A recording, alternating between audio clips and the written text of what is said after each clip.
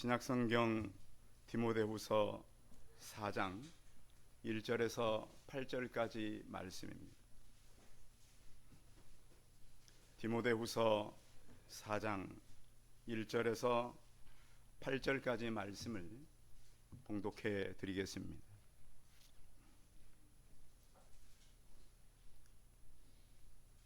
성경을 빨리 못 찾으시는 분들은 앞에도 이렇게 나와 있으니까 다음 주부터는 이거 할 때 좀 크게 자막을 약간 크게 해서 뒤에서 잘 보일 수 있도록 너무 좀 적어요.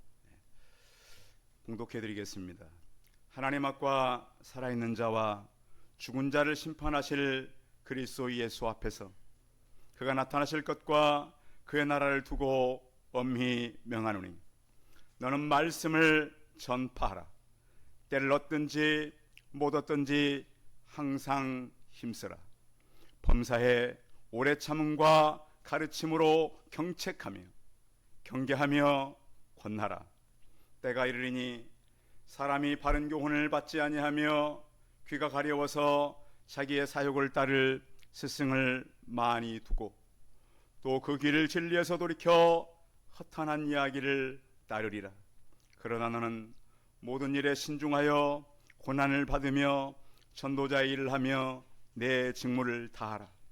천재와 같이 내가 벌써 부어지고 나의 떠날 시각이 가까웠도다. 나는 선한 싸움을 싸우고 나의 달려갈 길을 마치고 믿음을 지켰으니 이제 후로는 나를 위하여 의의 면류관이 예비되었으므로 주 곧 의로우신 재판장이 그날에 내게 주실 것이며 내게 만나니라. 주의 나타나심을 사모하는 모든 자에게 도니라. 아멘. 옆 사람과 서로 인사하겠습니다. 반갑습니다. 오늘 저희 예배에 참여한 우리 성도님들을 환영하고 소개하겠습니다. 우리 주사순 집사님이 친구분을 한번 모시고 왔는데요. 우리 이향란 성도님이십니다. 반갑습니다. 박수로 환영하겠습니다. 오늘 또 미국 시애틀에서 우리 지난 겨울에도 왔다 가셨는데 오늘 다시 또 어머니를 찾아서 이렇게 오셨습니다. 나동국 목사님 환영합니다. 반갑습니다. 감사합니다. 자, 축도해 주실 겁니다. 오늘은 이 성령 강림 주일입니다. 오늘 아침에 교회를 오는데 어떤 분이 저를 기다리고 계셨어요. 언제부터 기다리겠습니까? 물어봤더니 3시간 동안 저를 기다렸어요. 목사님 오늘은 성령 강림 주일이잖아요. 성도 여러분, 그 성령의 그 충만함이 우리 성도들의 가슴 속에, 심령 속에 깊이 이 시간 임하기를 선포합니다. 성경은 성령이 오시고 나서 모든 게 변했습니다. 바뀌었고요. 그래서 성령 강림주일은 우리가 육으로 만나려고 했던 예수 그리스도를 영으로 만나는 그런 시간입니다. 성도 여러분, 오늘 성령의 강림이 제 심령 깊숙이 우리 성도들의 마음 깊숙이 여러분 안에 충만하게 많은 시간 되기를 선포합니다. 코로나 이후에 많은 사람들이 그런 얘기를 합니다.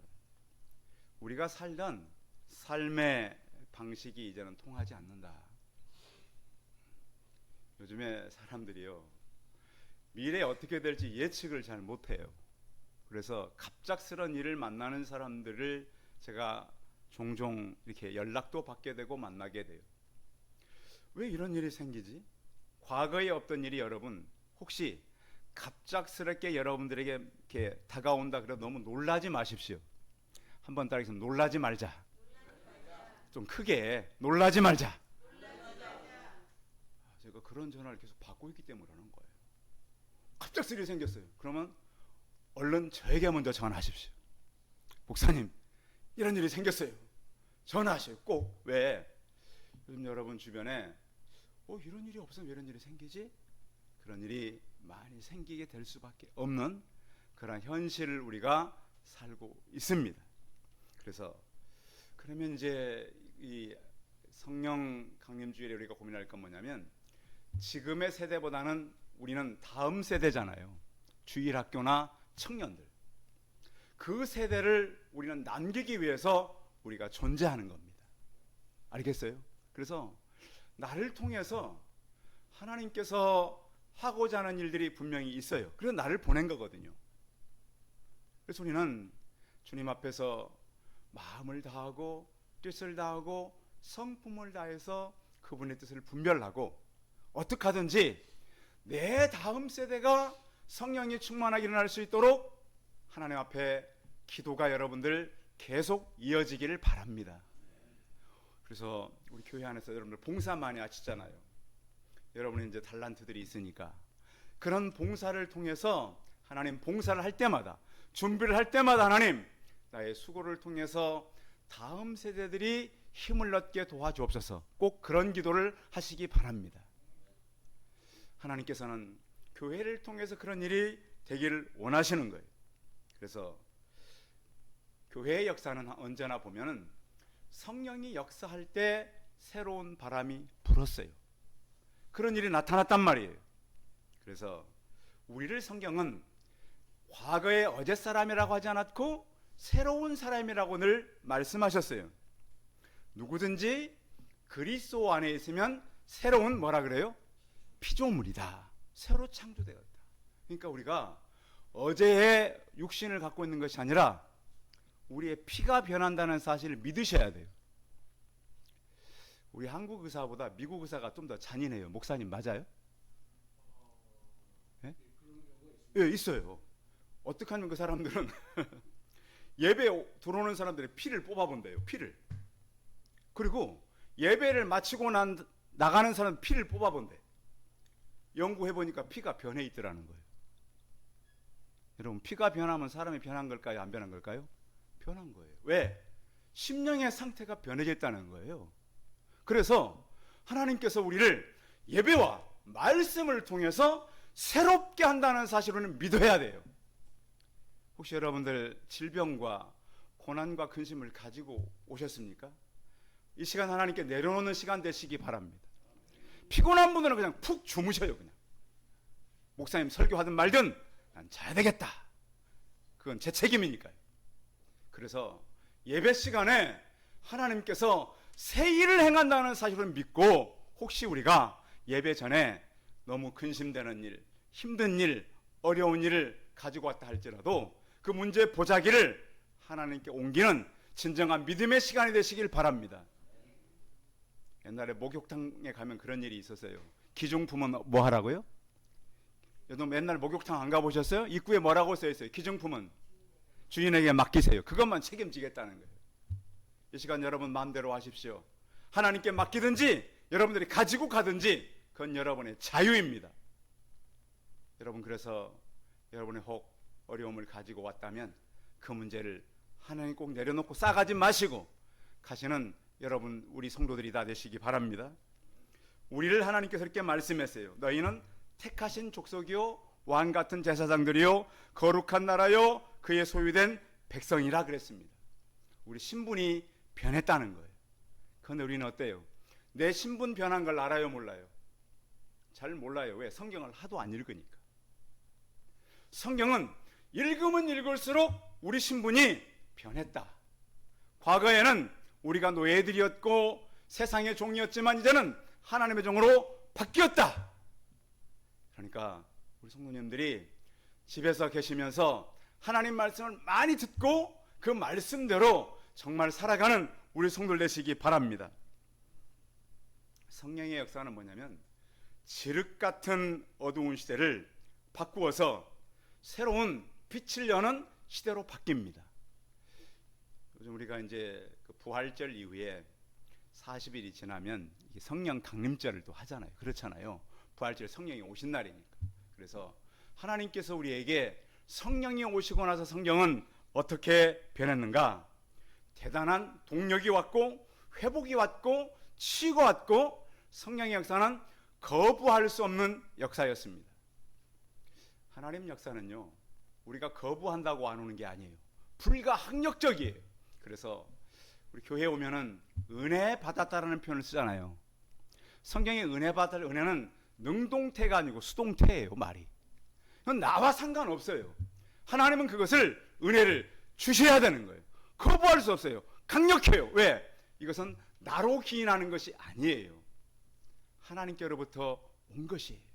그래서 우리는 변화가 된 것이고, 또 성령의 역사는 변하기 힘든 사람들을 계속해서 변하게 했고, 앞으로도 어떤 위기가 있다 할지라도 성령의 역사를 통해서 우리는 변화될 것입니다. 그런데 우리가 살아가는 말세를 성경은 어떤 징조가 있겠다라고 말씀하셨어요. 그러니까 우리가 성령에 충만하게 살아도 우리가 만날 어떤 징조가 있게 된다. 그것은 우리가 살아가는 지금 시대는 역사상 가장 밝은 시대의 사람들이 산다고 그래요. 그런데 한편으로 보면 가장 어두운 시대를 사람들이 살고 있어요. 왜 그러냐면 하나님께서 이 종말의 때가 되면 사람들이 우리를 미혹해 한다 그랬어요. 미혹한다는 말 아시죠? 우리를 속여요. 진짜처럼. 가짜가 진짜처럼 속인단 말이에요. 그런데 많은 사람들이 진짜와 가짜를 분별할까요? 못할까요? 못해요.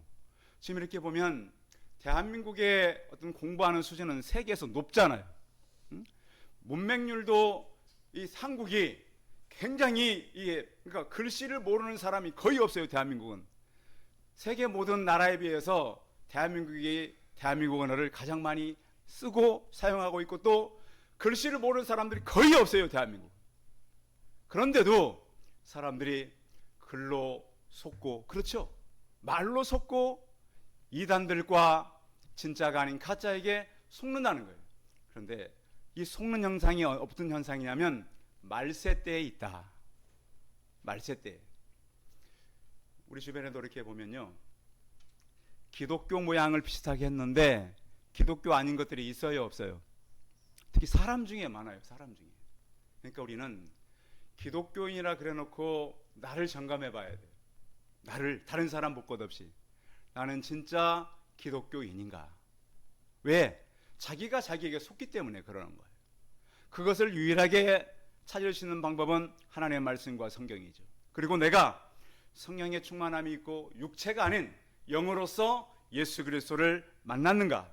왜냐하면 거짓 선지자가 많이 일어난다 그러죠. 예수님께서 거짓 그리스도들과 거짓 선지자들이 일어나 큰 표적과 기사를 보여서 할 수만 있으면 택하신 자들도 미혹해 한다 그랬어요.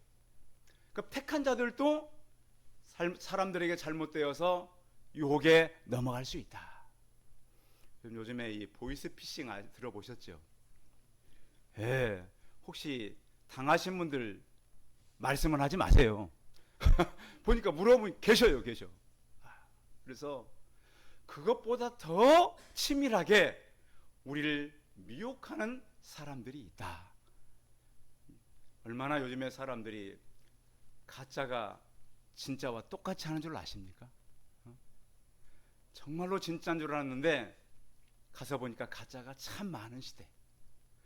이 시대가 바로 미혹하는 시대입니다. 온갖 종류의, 특히 가르침, 교리, 이런 것들이 난무하게 될 것이다. 요즘 이제 우리도 청년들 같은 경우는 학교에 가서 성경 공부하자 그러면 주의해야 돼요. 저의 가까운 청년도 여러 번 만났더라고. 보니까 알고 보니까 나중에 얘기를 들어보니까 보내준 편지 그림을 보니까 신천지 그림이에요. 그 옆에서 아주 친절하게, 아주 이렇게 필요한 것들. 그래서 요즘에 이제 그 중고등부 아이들, 청년들 잘 이렇게 교회에서 컨트롤 해주지 않으면 아이들은 그런 거 모르고 배우러 간단 말이에요. 그래서 그런 영혼들을 잃지 않도록, 미혹되지 않도록 우리가 간수를 잘 해야 돼요. 근데 몰라. 도대체 이 아이들이 어디를 가는지, 무엇을 하는지. 또 여러분 가정에도 보면 이단에 넘어간 사람들이 많잖아요. 제가 개인적으로 여러 사람 제가 빼냈어요. 정말로 신실한 교회 일꾼들이 이단에 빠지기도 해요. 그러니까 여러분들 가서 모르는 교회, 모르는 성경 공부 모임 하자 그러면 주의하시기 바랍니다. 우리는 이단이 아니에요. 그리고 우리가 정통 신학교에서 우리는 공부를 했고요. 그리고 여러분들이 같이 이제 우리 전도사님, 목사님들은 다 이 정통 학교에서 공부하신 분들, 다 점검하고 체크해서 오신 분들이니까 안심하고 공부하시고 안심하고 성경 공부를 하셔요. 그런데 혹시 여러분들 모르는 분들이 성경 공부하고 모임 가자 그러면 저한테 꼭 물어보셔요. 목사님, 이런 분들이 모임하자 그러는데 왜? 사람들을 많이 미혹해하니까 그러는 거예요. 그리고 아이들이 혹시 다른 데가 성경 공부한다 그러면 꼭 부모님들도 물어보시길 바랍니다. 이렇게 사람을 미혹하는 교리들, 잘못된 것들이 많고, 또 하나는 말세의 징조는 이 곳곳에 기근과 지진이 있다. 여러분 요즘에 지진 소식 많이 들죠? 듣잖아요. 그리고 요즘에는 남미 쪽에는 비가 그렇게 많이 온다는 사실이에요. 그리고 북미 쪽에는 토네이도 때문에 굉장한 피해를 많이 보고 있어요. 그래서 이것은 동시다발적으로 또한 전쟁도 있고요. 지금 세계에 몇 군데서 전쟁이 있잖아요. 그래서 이 말세의 현상은 지진, 또 전쟁, 또 어떤 그 사람들이 알고 있는 재난들이 동시다발적으로 많이 일어나게 된다. 그리고 또 하나의 문제는 생명의 문제. 요즘 오래 사는 분들이 참 많잖아요. 자료를 찾아보면 대한민국의 평균 수명이 세계 3위라는 그런 것도 있어요. 제일 오래 사는 나라가 일본, 그 다음에 스위스, 세 번째가 대한민국이래요.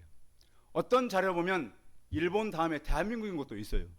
그리고 지금 대한민국이 굉장히 오래 사시는 겁니다. 근데 중요한 거는 오래 사는데 오래 사는 동안 꼭 많은 사람들을 하나님께 인도하는 그런 삶들을 살아가시기 바랍니다. 그리고 여러분들이 온 가족이 하나님 앞에서 예배하는 그런 꿈을 꾸시기 바랍니다. 자, 이렇게 우리가 이제 오래 살고 건강하게 사셔야 되는데, 히브리서 9장 27절에 보면 한 번 죽는 것은 사람에게 정한 것이다 그랬어요. 자, 사람은 몇 번 죽습니까? 몇 번 죽어요? 딱 한 번만 죽어요. 한 번만. 절대 두 번 죽는 사람 없어요. 다 몇 번만 죽어요? 한 번. 성경에 이렇게 기록해놨어요. 한 번만 죽어요. 죽는데 문제는 이 죽음이 끝나는 것이 아니라 죽음 이후에 하나님께서 심판이 있다라는 거예요. 죽는 것이 문제가 아니라 성경은 더 심각한 것은 죽음 이후를 우리에게 말씀하고 있습니다. 그래서 오늘 성경은 이렇게 말씀하고 있습니다. 자, 2절 읽어볼까요? 2절. 자, 시작. 너는 말씀을 전파라. 때를 얻든지 못 얻든지 항상 힘쓰라. 범사에 오래 참음과 가르침으로 경책하며 경계하며 권하라. 자, 말씀을 전파라는 것이 왜 그러냐면 지금 세계 인구가 60억이 넘잖아요. 그렇죠? 세계 인구가 60억이 넘는데 그러면 하루에 얼마나 죽는가? 이 지구 위에서. 여러분 그런 자료 보셨어요? 하루에 이 지구에 죽는 사람이 21만이 죽는데 하루 동안. 엄청나게 많죠? 하루에. 한 시간에 8,700명, 우리가 예배드리는 한 시간에 8,700명이 죽어요. 그리고 1분에 150명, 1초에 25명이 죽는데요. 그런데 그러면 이렇게 많은 사람이 하루에 이 죽음을 만나는데 구원받는 수는 얼마나 되는가? 세계적으로 조사를 해봤더니 10명 중에 한 명이 구원받는 걸로 조사에는 나와 있어요. 자, 천국, 그러니까 생각해보면 천국 가는 비율이 몇 대 1인 거예요? 10대 1인 거예요. 경쟁률 높아요, 낮아요? 굉장히 높은 거예요, 이게. 우리 동네 송파구가 60만이 넘게 살잖아요. 송파구가 서울시에서 제일 많이 사는 구인 거 아시죠? 우리 책임이 커요, 우리 교회 책임이. 그래서 우리가 이 갖고 있는 복음이 천국에 들어갈 확률이 얼마나 낮은가. 또 우리는 이렇게 세계를 보면서 우리가 복음 전도하지 않으면 10분의 9가 다 지옥에 들어간다는 거예요. 자, 그래서 이 일이 시급한 일이에요, 미룰 일이에요? 시급한 일이에요, 이 일이. 그래서 예수를 믿는 사람들은 누가 시키지 않아도 생리적으로 돼간다는 거예요. 아, 영혼들이 죽어가고 있구나. 내가 복음을 전하지 않으면 오늘 만난 그 사람이 지옥 앞에 서서 이미 그 사람들이 너무 늦는다는 거예요. 저는 그저께 우리 동네에 갔다가 101세 되신 어르신을 만났어요. 여러분 100세 넘으신 분들 만나본 적 있으세요? 별로 없죠? 우리 권사님 못 만나보셨어요? 100세 넘으신 분? 아유, 권사님이 100세 된 분만 저는 만났다니까 그저께. 101세시래요. 이분은 하나님 믿으시는 분인데 청정하셔요. 101세인데. 그래서 여러분 아시죠?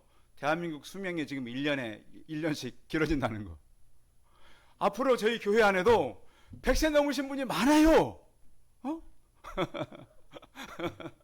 그래서 여러분들 건강하게 사시고 또 여러분들 오래 사시면서 기도해서 그렇게 사시는 동안 그렇게 기도하세요. 하나님, 내가 사는 만큼 전도할 수 있도록 도와주십시오. 적어도 1년에 한 명. 아시겠죠? 1년에 한 명은 우리가 살리고 살아야죠. 그렇죠? 왜요? 영원한 생명 주셨는데. 그래서 하나님 어떻습니까? 우리가 인생을 떠날 때는 가지고 갑니까? 빈손으로 갑니까? 빈손으로 가야 돼요. 비참한 일이에요. 그렇게 애쓰고 잠 못 자고 아끼고 안 쓰고 해놨는데 빈손으로 간다는 건 참 어떻게 보면 억울한 일이지만 할 수 없다는 거예요. 그런데 하나님께서 우리를 최종적으로 심판한다고 성경은 말씀하고 있는데 중요한 것은 뭐냐? 하나님께서 사도행전 17장 31절에 하나님께서 이 모든 시간을 다 정해놓았다. 그러니 어떻습니까? 우리가 이제 하루하루를 살면서 구원받은 나만 생각할 것이 아니라 구원받지 못한 사람을 생각해야 된다. 인생은 분명히 사망의 길과 멸망길을 정해놨고 영생과 영광을 정해놨고 천국과 지옥을 정해놓았습니다. 그래서 우리는 남은 생애를 심판을 향해서 달려갈 수밖에 없는 죽음과 심판을 향해 달려가는 모든 사람들이다. 생각해봐요. 천국문에 지옥문에 앞에 섰는데 이제 너가 지금까지 하나님을 믿은 것으로 내가 보내야 되는데 너를 내가 어떻게 보내야 되느냐? 성도 여러분, 꼭 천국문에 이르면 이렇게 말씀하십시오. 나는 예수님 때문에 천국 갈 수 있습니다. 한번 따라하겠습니다. 나는 예수님 때문에 천국 갈 수 있습니다. 연습을 해놔야 돼요. 급하면 안 나와 이 목소리가요. 갑자기 천국 가가지고 천사가 당신을 천국에 넣어야 될 이유가 뭡니까? 그러니까 내가 교회 다녔는데요. 그래 그건 그렇다 치고 가야 되는 이유가 뭐냐? 여러분 급하면 말이 나와야 안 나와요? 제가 갑자기 뭘 잊어먹고 동사무소 갔는데 주민등록번호 뭐세요? 물어보더라고요. 제 주민등록번호 생각나요? 안 나요? 안 나요. 세상에 그렇더라고. 제 친구는 여행 갔다 왔는데 자기 비밀번호가 생각이 안 난대. 제 친구가 그때 나이가 50대 중반이었거든요. 이 목사 이상해. 여행 갔다 왔는데 집에 비밀번호가 기억이 안 나. 사람들이 그렇습니다.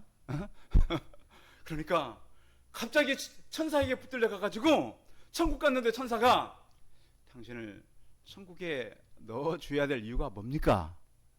물으면 어떻게 대답하시라고요? 저는 예수님 믿고 예수님 내 죄 때문에 죽이든 들어갈 수 있습니다. 꼭 준비해 놓으시라고요. 그 얘기를 잊어버리지 마시고. 그래서 하나님께서 우리에게 이렇게 천국의 생명의 문제를 가지고 미래를 준비하게 한다. 그래서 오늘 이 바울이 제자에게 이렇게 명령하고 있는 거예요. 자, 오늘 하나님 말씀 다시 한번 볼까요? 1절 읽어봐요. 1절 시작. 하나님 앞과 살아있는 자와 죽은 자를 심판하실 그리스도 예수 앞에서 그가 나타나실 것과 그의 나라를 두고 엄히 명하노니. 어떻게 명령한다고요? 엄히 명한다. 자, 엄한 명령은 지켜야 된다는 거예요? 거절해도 된다는 거예요? 예를 들면 이런 거예요. 대한민국 대통령이 국토교통부 장관을 불렀어요. 장관을 불러가지고 국무총리랑 오라 그래가지고 이것은 국가정책인데 국가정책 오늘부터 송파역에서 남한산성까지 길을 내시오. 왜? 송파동 사람들이 제일 인구가 많은데 이 사람들이 지금 남한산성까지 가야 되는데 직선길을 내라고 지금 요청이 왔으니까 국가 시책으로 할 수 없습니다. 그래서 국토부 장관님 그 일을 하시오. 그럼 국토부 장관이 이 일을 해야 됩니까? 안 해야 됩니까? 해야 돼요? 안 해야 돼요? 안 하면 어떻게 돼요? 에? 국토부 장관이 대통령의 명령 안 하면 어떻게 돼요? 그렇죠. 정확해. 바로 잘리는 거예요. 볼 것도 없어요. 자, 바울이 디모데에게 어떻게 명령했다고요? 엄한 명령을 했다. 자, 말씀을 전파해라. 전파 안 하면 어떻게 된다는 거예요? 전파 안 하면 어떻게 된다는 거예요? 바울이 제자에서 아들에서 잘려. 그 말이에요 이게. 그리고 대충 읽지 마시고 아, 바울이 이렇게 엄하게 말했구나. 그렇잖아요. 엄하게 말한 거예요. 그래서 복음은요, 우리 성경에 보세요. 사람들이 잘 안 듣는다는 거예요. 자, 같이 읽어볼까요? 3절 시작. 때가 이르니 사람이 바운 교훈을 받지 아니하며 귀가 가려워서 자기의 사욕을 따를 스승을 많이 두고. 요즘에 그래서 사람들이 자기 취미생활 참 많이 하잖아요. 그러면서 자기 좋은 일, 자기가 하고 싶은 일을 위해서 사람들을 많이 둔다는 거예요. 그러나 우리는 때를 얻든지 못 얻든지 항상 복음을 전하는 성도들이 되시기 바랍니다. 그 때라고 하는 것은 비가 오나 눈이 오나 바람이 부나 춥든지 덥든지 일을 감당해라. 그리고 바울이 하는 말이 뭐냐면 오래 참음과 가르침으로 경책하라 이렇게 말했어요. 경책하란 말은 죄를 깨닫게 하고 책망하고 충고하란 말이에요. 죄를 계속 짓고 있는 사람에게 살살 말해야 돼요? 세게 말해야 돼요? 세게 말해야 돼요. 죄를 짓고 있는 사람한테 죄 짓지 말라고. 죄를 계속 지면 안 되니까. 또 한 가지는 이 경계하라고 하는 것은 그것을 갖다가 권하고 용기를 북돋아 주고 간청해서 가르쳐 주어라. 그래서 우리는 누군가에게 하나님의 말씀을 전하는 증인이요, 우리는 영업사원들이 아닙니다. 예수 그리스도의 살아있는 생명을 다른 사람에게 전해야 할 책임이 있단 말이에요. 그리고 우리는 협상가도 아니에요. 자, 국가의 일을 맡은 대사가 대통령에 이렇게 이 친서를 전할 때 자기 거 보태면 돼요, 안 돼요? 안 돼요. 언젠가 우리나라 정치인이 다른 나라 대사가 얘기한 걸 붙여서 얘기했다가 아주 창피를 당한 적도 있잖아요. 대사가 한 얘기는 그대로 전해야 되는 거예요.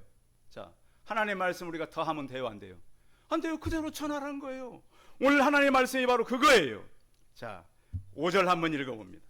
5절 시작. 그러나 너는 이 일에 신중하며 고난을 받으며 전도자를 하며 내 직분을 다하라.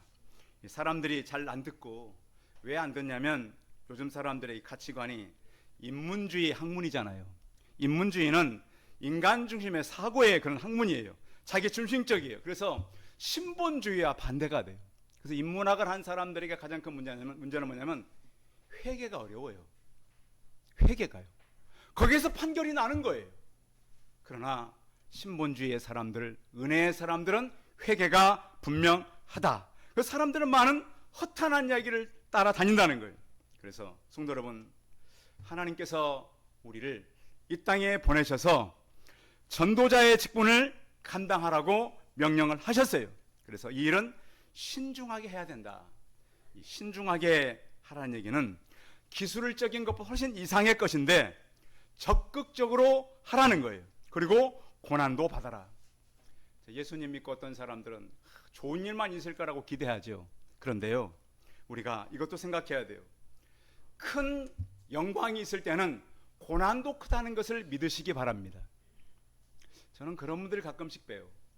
예수를 믿고서 너무 고난의 길을 가는 분도 계세요. 그런데 고난은 필수적이다. 그래서 오늘 바울이 디모데에게 고난을 받으며 전도자의 일을 하며 내 직무를 다하라. 내 직무를 다하라고 하는 것은 바로 이런 거죠. 그것을 가치를 깨닫고 해라. 혹시 여러분 집에는 가장 비싼 물건이 뭐가 있습니까? 여러분 집에. 여러분 지금 집에 딴 데 생각하지 마시고 여러분들 집에 가장 비싼 물건이 뭐가 있어요? 목사님은 이제 목사님이니까 그렇다고 생각해 일단. 다른 사람들은 비싼 거 하면 다른 건 얘기한다고. 어떤 사람이 그 자기 집에 가장 비싸게 보이는 걸 하나를 가지고 이제 그 진품 명품을 가지고 나갔었잖아요. 우리 집에 이건 대대로는 가보라고 무슨 책을 가져와서 지금 진품하는 분이 이건 가족의 노예 문서인데요. 그 가족은 노예인 거예요. 그러니까 그걸 귀하다고 생각 갖고 나갔어요. 어떤 분이 그러더라고요. 자기는 자기 집에 한 500년 정도 된 가보를 갖고 있대요. 제가 그랬죠. 내가 검사해봤는데 우리 방에 내가 생각할 때는 3000년도 넘은 가보가 나에게 한 개 있다. 진짜네요. 제가 알아봤더니 진짜예요. 진짜 3000년 된 가보가 제 책상에 있다니까요. 뭔지 아십니까? 돌하고 흙이에요. 3000년 넘었어요. 그거 가보라니까요. 어떻게 여기느냐가 다른 거예요. 어떻게 여기느냐. 이 땅의 모든 것은 정말 가치 있는 것이 없어요. 가장 가치 있는 것은 생명이라는 거예요. 한 생명. 그런데 사람들이 생명을 어떻게 나누죠? 누가 나에게 유익되는가, 누가 나에게 손해되는가. 요즘은 다 그것만 따지잖아요. 유익되면 내 편이고 손해되면 다 다른 사람 편이 되는 시대가 바로 지금의 시대예요. 가치가 바뀌었어요. 내게 유익되면 가치가 있고 손해되면 가치가 없다고 사람들은 말하는 거예요. 많은 사람들이 그래서 우리 기독교를 편협됐다 그러잖아요. 왜 다른 종교 인정 안 한다고? 예수님이 뭐라 그랬어요? 이 길은 좁고 협착하다 그랬어요. 제가 보니까 이 길은 얼마나 좁은지 똑바로도 못 가고요. 옆으로 걸어갈 정도로 좁은 길이에요. 이 길은. 왜 좁죠? 자, 1세기 당시에 모든 길은 어디로 통한다고요? 로마로 통한다. 로마의 길은 너무 넓었어요. 기독교의 길은 너무 좁았습니다. 황제 숭배를 거부하자. 사람들이 도망가다 갈 곳이 없으니까 공동묘지로 간 거예요. 거기도 사람들이 와 잡아 죽이니까 파고 반지하를 판 게 아닙니다. 제가 자료를 보니까 지하 13층까지 내려갔어요. 그런 곳에서 250년을 견뎌요. 이게 기독교입니다. 기독교가 편협하다고요? 협착하다고요? 사람들이 다 죽어나도 생명의 복음은 살아나게 되어 있습니다. 성도 여러분, 우리가 오늘 바울에게 내 직무를 다하라고 하는 것은 어쩔 수 없이 하라는 거 아니에요. 시켜서 하라는 게 아니에요. 자동적으로 될 수밖에 없는 것이다. 그리고 디모데와 바울의 관계는 거의 생명의 관계처럼 연결되어 있어요. 이 일은 내가 필수적으로 해야 된다. 그 이유는 뭐냐? 자, 6절 같이 읽어봅니다. 6절 시작. 전제와 같이 내가 벌써 부어지고 나의 떠날 시각이 가까웠도다. 자, 바울은 지금 내 시간이 얼마 남지 않은 것을 지금 깨닫고 있는 거예요. 그래서 전제라고 하는 말은 뭐냐면, 여러분 제사를 드릴 때 가장 마지막에 제사를 드리고 포도주 잔을 부어드립니다. 그걸 전제라 그래요. 이미 부어졌어요. 생명은 끝났어요. 마지막으로 디모데야, 내가 너에게 말하는 것 바로 이거다. 그러면서 이 모든 것을 내가 말하는데, 오늘 그래서 디모데서 4장 말씀은 여러분 평생토록 간직하고 살아가시기 바랍니다. 생명이 끝나는 그 바울이 그 제자 디모데에게 너는 이 일을 해라. 성도 여러분, 이 복음 전도는요, 우리가 무슨 유익이 되기 때문에 이거 하면 낫기 때문에 하는 것이 아니라 이미 우리는 모든 것을 다 얻은 사람들입니다. 어떤 걸 얻었죠? 우리는 이 땅에 이미 예수 그리스도를 영으로 만났잖아요. 그럼 바울이 우리가 세상에서 모든 것을 가진 사람들이라 그랬습니다. 우리가 무엇을 봉사를 한다고, 예물을 드린다고, 그것이 아니라 이미 우리는 하나님께서 내 평생에 필요한 걸 주셨고 영혼을 하나님께서는 이끄셨습니다. 그래서 우리의 싸움은 혈과 육의 싸움이 아니라 영들과의 싸움이요, 마귀를 대적하는 싸움이요. 또 바울은 이렇게 말합니다. 8절 한번 같이 읽겠습니다. 8절 시작. 이제후로는 나를 위하여 의의 멸관이 예비되었으므로 주 곧 의로우신 재판장이 그날에 내게 줄 것이며 내게만 아니라 주의 나타나심을 사모하는 모든 자에게 도니라. 천국 가면 뭐 높은 자리 있고 낮은 자리 있고, 뭐 옛날에 제가 그랬어요. 뭐 목사님은 뭐 가니까 무슨 뭐 면류관 주고 뭐 교회에서 말 안 듣고 하는 사람은 개털 모자 주고 그런 게 없습니다. 똑같습니다. 천국의 상급. 바울이 받은 면류관이나 우리 성도님들이 받은 면류관이나 제가 받는 면류관이나 똑같은 걸 믿으시기 바랍니다. 그래서 하나님은 그 면류관을 준비해 놓고 우리를 기다리고 계십니다. 하나님은 오늘 우리에게 내 직무를 다하라고 합니다. 성도 여러분, 오늘 성령 강림주일 영이신 예수 그리스도를 꼭 만나시기 바랍니다. 인격적으로 만나시고 그분과 늘 동행하시고 살아가시면서 우리 생애가 과거가 아니라 오늘 제가 선포한 말씀 때문에 여러분들은 새롭게 되어지고 새 마음으로 새 각오로 이 직무를 위해서 내가 살겠다라고 하는 인생의 헌신들이 우리 성도들에게 다 있기를 바랍니다. 기도하겠습니다. 살아계신 하나님, 너는 말씀을 전파하라. 그의 나라를 두고 엄히 명하노니 이 일을 하라고 바울은 명령하고 있습니다. 주 하나님, 우리가 이 땅에 살면서 다 버리고 갈 것 위에 살지 아니하고 영원한 것 위에 살아갈 수 있게 하여 주옵소서. 전능하신 주께서 우리와 함께 하시며 역사하시고 다음 주일 패밀리데이를 통해서 많은 영혼들이 나 때문에 살아나며 돌아오며 내가 이 땅에 생명 있는 동안에 할 일이 무엇인가를 깨닫고 기쁨으로 감사함으로 주의 일을 행하게 하여 주옵소서. 주 예수 그리스도의 이름으로 기도하여 싸움나이다. 아멘.